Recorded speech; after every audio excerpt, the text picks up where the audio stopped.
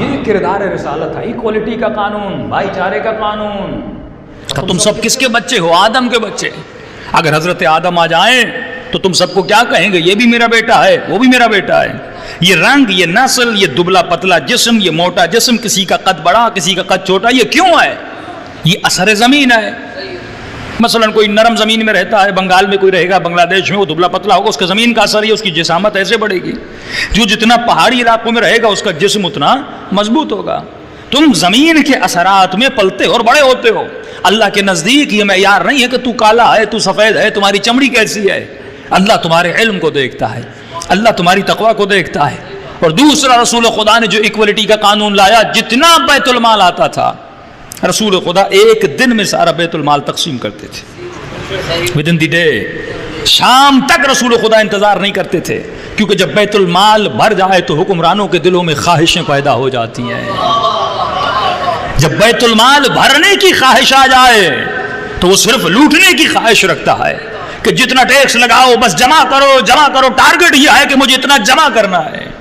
لیکن اگر وہ حکمران جو بیت المال میں پیسہ آئے اور شام تک غریبوں میں تقسیم کر دے تو غربت نہیں رہتی. یہ تصور رسالت کا تصور تھا کہ خلیفے کے وقت میں خلیفے نے بیت المال کو جمع کرنا شروع کیا. تو ابو ذر غفاری نے کہا کہ یہ کیا کر رہے ہو؟ ابو ذر کیوں پسند نہیں تھا؟ کیونکہ ابو ذر ان کے وجود میں رسالت کی تہذیب کو بیدار کرنا چاہتا تھا کہ یہ تہذیب میرے رسول کی نہیں ہے. رسول شام تک انتظار نہیں کرتے تھے، جتنا پیسہ آتا تھا غریبوں میں تقسیم کرتے تھے. تو اس نے کہا ابو ذر یہ تم کہاں سے کہہ رہے ہو؟ یہ کہتے تھے ابو ذر تم صرف قرآن کی وہ آیتیں کیوں پڑھتے ہو کہ خیر دو خیرات دو غریبوں میں، وہ آیتیں کیوں نہیں سناتے جس میں جمع کرنے کا حکم ہو؟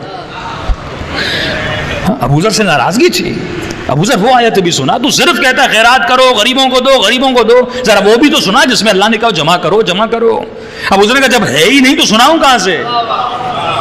تو ان صاحب نے کعب الاحبار کو کہا جو یہودی سے مسلمان بنا تھا اور ان کا دوست بھی تھا کہ بتاؤ صحیح کیا ہے؟ اس نے کہا نہیں آپ بالکل صحیح کر رہے ہیں، مال کو جمع کرنا چاہیے، حکومت کے خزانے کو مضبوط ہونا چاہیے. تو جیسے اس نے کہا ابو ذر نے ڈنڈی اٹھائی اور اس کے سر پہ ماری، اور جیسے ماری یہ لہو لہاں ہو گیا. کعب الاحبار جناب نے ابو ذر پہ غصہ کیا کہ تم نے میرے دوست کو مارا ہے. کہ اس لیے مارا ہے کیونکہ یہ رسالت کا مخالف ہے، یہ تجھے محمد کی ثقافت اور تہذیب سے دور کر رہا ہے، یہ اسی عرب کی جاہلی تہذیب میں تجھے لے جا رہا ہے. کہ تم کیسے کہہ سکتے ہو کہ میں نے رسول کو دیکھا تھا؟ ایک مرتبہ رسالت کا چہرہ زرد تھا اور پریشانی کے عالم میں تھے. اس وقت میں نے پوچھا نہیں. جب رات کو میں گیا تو میں نے دیکھا رسول کے چہرے پہ راحت ہے. میں نے کہا یا رسول اللہ سوال کرنا چاہتا ہوں آپ کے چہرے پہ اتنی پریشانی کیوں تھی؟ کہ ابو ذر بیت المال میں پیسہ تھا لیکن کوئی غریب لینے کے لیے نہیں آیا. میں پریشان تھا کہ بیت المال میں ابھی تک پیسہ ہے لیکن ابو ذر ایک غریب کہیں سے آ گیا اور میں نے مال اسے دے دیا تو اب میرے دل میں راحت مل چکی ہے. ہاں مولا علی جب خلافت پہنچے تو امام علی نے سارے بیت المال کو دے دیا. عبداللہ ابن عباس جیسا شخص علی پہ اعتراض کرنے لگا کہ علی جتنا غلام کو دے رہے اتنا مجھے دے رہے. امام نے فرمایا میں ایسے ہی دوں گا جیسے رسول دیا کرتے تھے. رسول نے کوئی کیٹیگری نہیں بنائی لیکن جناب عمر کے زمانے میں کیٹیگریز بن گئی. A category, B category, C category. یہ رسول کا صحابی اسے 12,000 ملیں گے، یہ صحابی نہیں ہے اسے 8,000 ملیں گے، یہ اس سے بھی نیچے سے 2,000 ملیں گے. اور جو ایرانی عجم مسلمان بنے تھے ان کو تو بالکل دیا ہی نہیں جاتا تھا. عربیت اور عجمیت کا فرق آ گیا کہ یہ عرب ہے یہ عجم ہے، اسے اتنا پیسہ. اور عالم افسوس تو یہ تھا کہ جب اہل بیت رسول میں تقسیم ہو گئی کہ یہ نبی کی بیوی تھوڑی بہتر ہے، اس کو 14,000 16,000 وظیفہ دیا جاتا تھا. یہ رسول کی بیوی تھوڑے فلاں قبیلے سے ہے، اس کا وظیفہ ایک نبی کی بیوی کو 2,000 دیے جاتے تھے، ایک نبی کی بیوی کو 14,000 دیے جاتے تھے. مولا علی نے اسی رسم کو جب ختم کیا تو عرب سے یہ برداشت نہیں ہوا. یہ تلوار علی کے خلاف نہیں اٹھی تھی، یہ تہذیب اسلام کے خلاف اٹھی تھی. کہ علی وہ کلچر لانا چاہتے تھے جو رسالت کا کلچر تھا کہ جب علی کے پیچھے نماز پڑھنے لگے کہ ہمیں وہی نماز یاد آ رہی ہے جو رسول پڑھایا کرتے تھے. کہ مولا علی کہتے تھے تم سے علی کا عدل برداشت نہیں ہوگا. 2 طرح کے اسلام تھے کہ اسلام وہ جو محمد کا اسلام تھا، ایک اسلام وہ جو تلوار کے زور پہ بڑھا تھا. آج مسلمان فخر کرتا ہے کہ ہم نے روم کو فتح کیا، ہم نے ایران کو فتح کیا، ہم نے بڑی بڑی سلطنتوں کو فتح کیا. تلوار کے زور پہ اسلام پھیلانا اور ہے، اخلاق کے زور پہ اسلام پھیلانا اور ہے. ہاں یہ اخلاق علی تھا کہ امام قمبر کو بھی ایک سفرے پہ بٹھاتے تھے. حسین کا صحابی جون ہے، دیکھیے کیا اخلاق حسین ہے کہ مولا بازار میں جاتے ہیں اور جب کپڑا خریدنے جاتے ہیں، ایک کپڑا 12 درہم کا، ایک کپڑا 2 درہم کا. قمبر غلام تھا اور خود کو غلام سمجھ کے اس نے 2 کپڑے اٹھائے اور امام نے کہا کہ قمبر 2 درہم والا علی کے لیے رکھ، 12 درہم والا تو پہن. قمبر کہنے لگا مولا میں غلام ہوں، آپ آقا ہیں، آپ کو جچتا ہے کہ آپ بہترین لباس پہنیں. تو امام فرماتے قمبر علی بوڑھا ہو چکا ہے، خوبصورت لباس جوان کے جسم پہ جچتا ہے. تو یہ اخلاق علی تھا جس نے ایک قمبر بنائے، اس قمبر نے لاکھوں قمبر بنا دیے.